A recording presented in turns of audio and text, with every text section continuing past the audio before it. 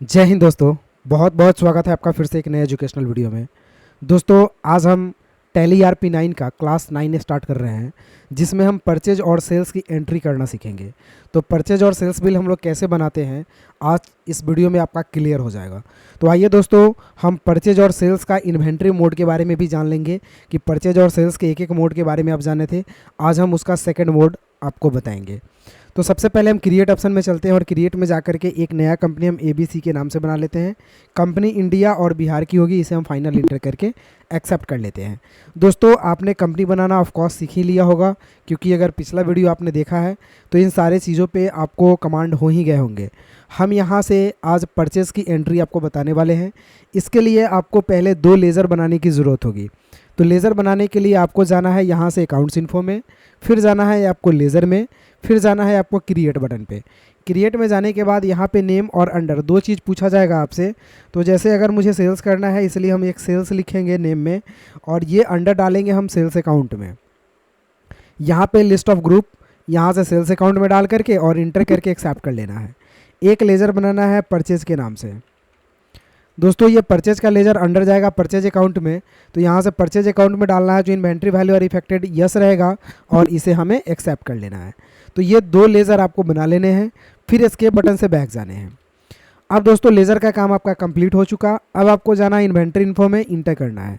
यहाँ पे unit of measure में जाना है और इंटर करना है, फिर आपको क्रिएट करना है। अब मेज़र यूनिट हमें इसलिए बनाना है कि जो हम ट्रांजैक्शन करेंगे उसको हम मेज़रमेंट कैसे करेंगे, तो वो हम यहाँ पे सिंबल में डालेंगे PCS,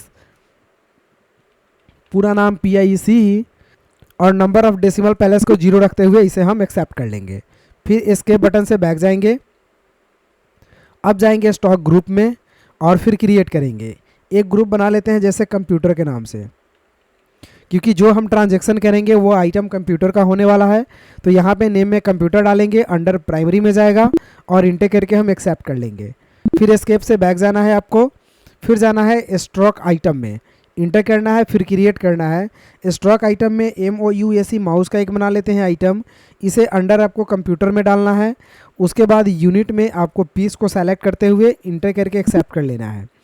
एक हम SSD के नाम से बना लेते हैं, अंडर हम कंप्यूटर में डालेंगे, यूनिट PCS को सेलेक्ट करते हुए हम एक्सेप्ट करेंगे। एक HD हार्ड डिस्क का बना लेते हैं, अंडर कंप्यूटर यूनिट PCS और एक्सेप्ट। एक हम बना लेते हैं यहाँ पे KEYBOARD,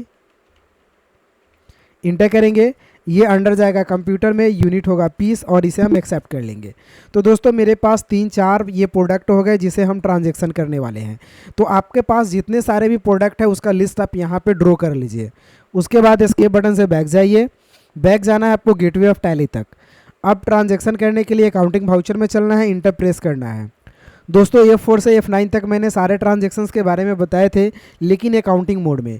आज हम परचेज करना जानेंगे इन्वेंट्री मोड में। तो परचेज पे क्लिक करेंगे, परचेज खुलेगा, यहाँ पे name of item, quantity, rate और अमाउंट दिखाई देगा।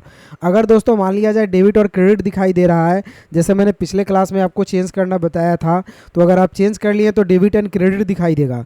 तो आपको फिर से इसी ऑप्शन पे क्लिक करके और इन्वेंट्री मोड में आपके पेज को लेकर के आ जाना है, यानी परचेज पेज को, जिसमें सप्लायर्स इनवॉइस नंबर 1 डालना है और डेट आज का डाल लेना है। पार्टी नेम में कैश डालना है, अभी हम कैश पे ही आपको परचेज करना बताएंगे। लेज़र परचेज का बना हुआ है, परचेज डाल लेना है।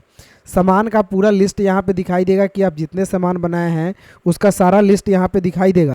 अब आपको बारी बारी से एक एक करके सेलेक्ट करके कौन कितना पीस लेंगे उसे डालना है। तो हम HD को सेलेक्ट करके इंटर किए तो डिस्क्रिप्शन पूछ रहा है।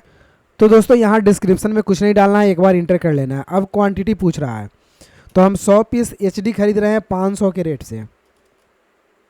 अमाउंट दोस्तों ऑटो कैलकुलेट होकर के आ जाता है, कोई फॉर्मूला नहीं लगाना है।